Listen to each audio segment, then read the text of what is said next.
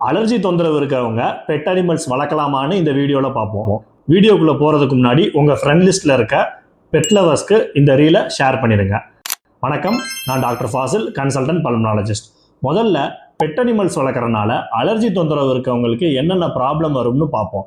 நம்ம pet animals உதாரணமாக gate, talk, அதுலேருந்து வரக்கூடிய 3 விஷயங்கள் நமக்கு இருக்கிற அலர்ஜி தொந்தரவை அதிகரிக்க வாய்ப்பு இருக்குது.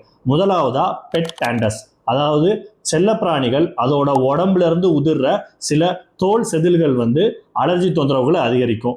அடுத்ததா பெட் அனிமல்ஸோட சலைவா, மூணாவதா பெட் அனிமல்ஸோட யூரின். இது மூணுமே நம்மளோட அலர்ஜி தொந்தரவுகளை அதிகரிக்கும். அடுத்ததா ஹைப்பர் சென்சிட்டிவிட்டி நிமோனைட்டிஸ் அப்படின்னு ஒரு கண்டிஷனும் காஸ் பண்ணும்.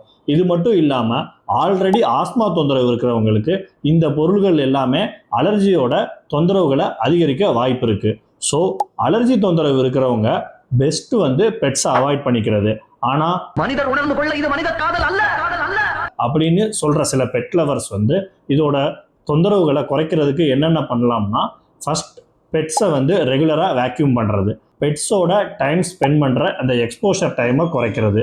உதாரணமாக நைட் டைம் பெட்ஸோடையே தூங்குறது அவாய்ட் பண்ணிக்கணும். இந்த மாதிரி முக்கியமான இடத்துல பெட்ஸை அலோவ் பண்ணாமல் இருக்கிற மூலியமாக இந்த தொந்தரவுகளை நாம் குறைச்சிக்க முடியும்.